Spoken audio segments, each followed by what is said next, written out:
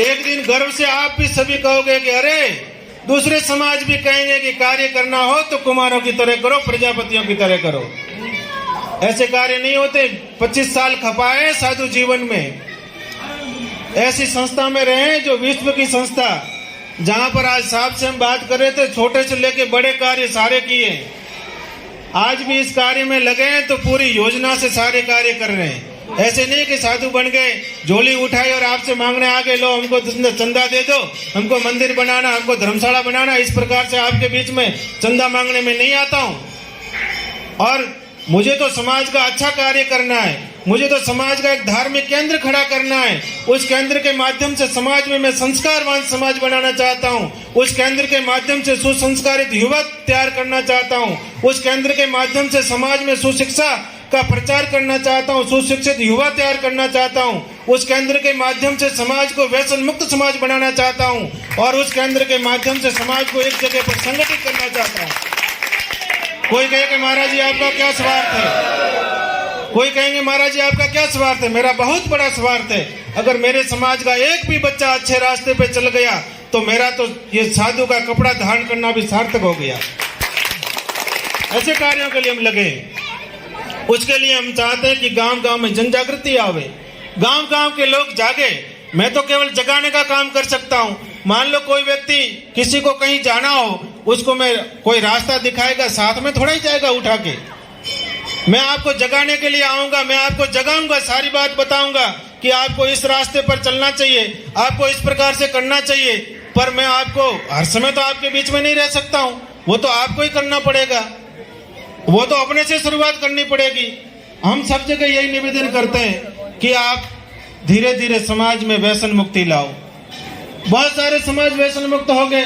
हम कितना पैसा व्यसन में, नशे में बर्बाद कर देते हैं। जहाँ कहीं बैठे होते हैं सभा में बीड़ी फूंकते रहते हैं। इसमें कितने लोग बैठे हैं जो बीड़ी नहीं पीते होंगे, कितने बैठे हैं जो बीड़ी पीते हैं। शायद 10% लोग नहीं होंगे जो बीड़ी पीते हैं। वो 200 आदमियों का सुख नहीं देखते, 5 आदमी बीड़ी फूंकते रहते हैं। जो नहीं पीते उनको कितनी परेशानी होती है।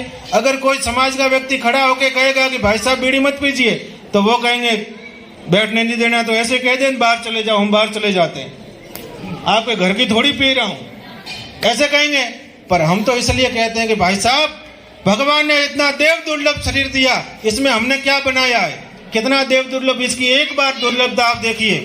भगवान ने कितनी सुंदर आंख बनाई, कितने प्रकार का हम दृश्य देख सकते हैं। भगवान ने कितना सुंदर नाक बनाया, कितने प्रकार की सुगंध ले सकते हैं। भगवान ने कितने सुंदर कान बनाए, कितने प्रकार के शब्द सुन सकते हैं। भगवान ने कितनी सुंदर जीभ बनाई, कितने प्रकार के रस ले सकते हैं। भगवान ने कितनी सुंदर त्वचा बनाई, कितने प्रकार के स्पर्श के सुख ले सकते हैं। जब भगवान ने इस देव दुर्लभ शरीर को बनाया तो क्या इसमें बीड़ी डालने के लिए बनाया था? क्या इसमें अफीम डालने के लिए बनाया था? क्या इसमें गुटखा डालने के लिए बनाया था? जर्दा डालते रहते हैं, बीड़ी डालते रहते हैं, गुटखा डालते रहते हैं और क्या क्या डालते रहते हैं। सजनों, आपके पास में ज्यादा पैसा हो उसको बचा के मुझे देना, मैं समाज के बच्चों को शिक्षित करूंगा, समाज की बालिकाओं को शिक्षित करूंगा, जिससे आपका नाम रोशन करेंगे, समाज का नाम रोशन करेंगे। ज्यादा पैसा है तो हम ज्यादा पैसा रचनात्मक कार्यों में लगावे, सृजनात्मक कार्यों में लगावे, फालतू में क्यों बर्बाद करें। आज हम देखते हैं तो एक भी आरएस अधिकारी देखने को नहीं मिलता। साहब एक मिलते हैं यहाँ पर। और बाड़मेर का क्षेत्र तो इतना प्रतिभावान क्षेत्र है, जागृत भूमि है।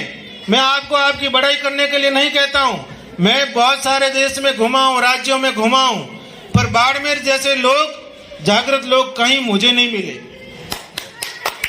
सामाजिक रूप से इतनी जागृति, सामाजिक रूप से कार्यों के प्रति इतना समर्पण, जो बाड़मेर की बालोतरा ये बीच वाला जो मालानी का क्षेत्र ये कहा जाता है, इतना जागृत सजना उधर भी नहीं है, इतनी जागृति है। फिर भी अपन ऐसे रचनात्मक कार्य क्यों नहीं करते?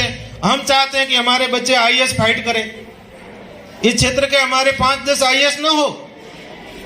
आपको मैं विश्वास दिला सकता हूं कि अगर 5 साल में हम व्यवस्थित रूप से समाज में स्टैंड हो गए, अगर व्यवस्थित रूप से हमारा धाम तैयार हो गया, फिर हम समाज के शिक्षा का विशेष कार्य करना चाहते हैं। जो होनहार बच्चे हैं, पढ़ना चाहते हैं पर उनको अवसर नहीं मिलते हैं, उनको योग्य मार्गदर्शन नहीं मिलता है, ऐसे लोगों के नेतृत्व में बहुत सारे लोग समाज के पूरे देश में जो बड़े ऊंचे पदों पर है, उन लोगों के नेतृत्व में, उन लोगों के मार्गदर्शन में हम एक ऐसी शिक्षा की व्यवस्था लागू करें जहां पर उनके पढ़ने की व्यवस्था हो, उनके रहने की व्यवस्था हो, उनके भोजन प्रसाद की व्यवस्था हो। अगर कोई कमजोर बालक है जो खुद खर्चा नहीं कर सकता है, नहीं पढ़ सकता है, उसको हम दान न दें। दान देने से वो कमजोर हो जाएगा। उनको हम संस्था की ओर से लोन दें कि भाई लोन लेके पढ़िएगा, जब आप अपने नौकरी पे चले जाओ, आप पैसा कमाने लगो, धीरे धीरे इस लोन को जमा करा देना। अगर ऐसे बालक पढ़ के आगे बढ़ेंगे तो समाज का नाम रोशन नहीं करेंगे। इस प्रकार से हम कार्य करना चाहते हैं।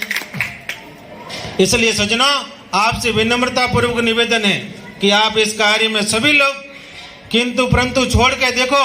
कोई सार्वभौमिक काम एक साथ नहीं हो सकता है। कहीं भी 100% सर्वसहमति नहीं बन सकती है। सभी के मन के अनुसार कोई कार्य नहीं हो सकता है। अब आपका मन कैसा हो, मेरा मन कैसा हो, इसमें अपन सभी लोग बैठे, सबका मन अलग अलग है। सबकी खाने की रुचि अलग अलग होती है, सबकी मानने की रुचि अलग अलग होती है, सबके कार्य करने का तरीका अलग अलग होता है, सबके कार्य की रुचि अलग अलग होती है। फिर हम सबकी बात को कैसे संतुष्ट कर सकते हैं? हम सबकी बात को संतुष्ट नहीं कर सकते, पर हम किसी एक में तो संतुष्ट हो सकते हैं। आप सभी एक में सम्मिलित होइएगा और इस कार्य में तन मन और धन से सहयोग दीजिएगा। हम लोग समाज को जगाने के लिए रथ यात्रा के माध्यम से पहली शुरुआत बालोतरा से की है। 22 तारीख को रथ यात्रा शुरू हो रही है। आप समझेंगे रथ यात्रा क्या है? रथ यात्रा माने हम समाज के प्रत्येक गांव में जा रहे हैं। पहले गांव का रूट मैप बना है, गांव की समितियां बन रही है, गांव के घर घर में पहले प्रचार सामग्री जाएगी। जिस प्रकार से राम जन्मभूमि के निर्माण के लिए प्रत्येक घर से हमारा सहयोग जा रहा है, उसी प्रकार से हमारे प्रजापति समाज के धाम के निर्माण के लिए प्रत्येक घर से जितना आपकी शक्ति सामर्थ्य हो, ऐसा सहयोग दीजिएगा। अगर मैं चाहूंगा कि भाई मुझे धाम बनाना है, तो मैं तो 100-200 लखपति करोड़पतियों से लाख 2-2, 5-5, 10-10 लाख रुपया मांग लाऊंगा, धाम बन जाएगा। उससे समाज में जन जागृति नहीं आएगी। पैसा मांगना हेतु नहीं है, मूल रूप से जागृति का हेतु है। पहले कलयुग में मन लगता था, फिर तन लगता था, उसके बाद में धन लगता था। ये कलयुग है। कलयुग में पहले धन लगता है, तभी मन और तन लगता है, नहीं तो लगता ही नहीं सजना। इसलिए उसमें सभी लोगों की आहुति लगे। कमजोर से कमजोर तबके का व्यक्ति भी कहे, अरे श्रीपति धाम मेरे समाज का है और मेरा भी उसमें थोड़ा अंश लगा था, मुझे तो बहुत बड़े कार्य करने। ये तो केवल शुरुआत है। बाद में बार बार आपके बीच में आएंगे, बार बार आपसे सहयोग लेंगे, पर हम लोग जो कमाते हैं उसके लिए कुछ हिस्सा धर्मादय में भी निकालना सीखिए। आपके धर्मादय निकाले बिना सामाजिक कार्य कैसे होगा? जिस प्रकार से हम गंगा जी में नहाने से तन पवित्र होता है हमारा, भगवान का नाम लेने से हमारा मन पवित्र होता है, उसी प्रकार से अगर हम हमारे द्वारा उपार्जित धन में से कुछ हिस्सा धर्मादय में निकालेंगे तो हमारा धन पवित्र होगा। वो धन हमारे अंदर शांति देगा घर में, और वो धन वृद्धि को प्राप्त होगा। इसलिए सज्जनों, आप नियमित रूप से कुछ निकालिएगा, नियमित रूप से कुछ समाज के कार्य के लिए निकालिएगा। अगर कोई आपके धन से सामाजिक कार्य अच्छे हुए तो आपको खूब उसका पुण्य मिलेगा।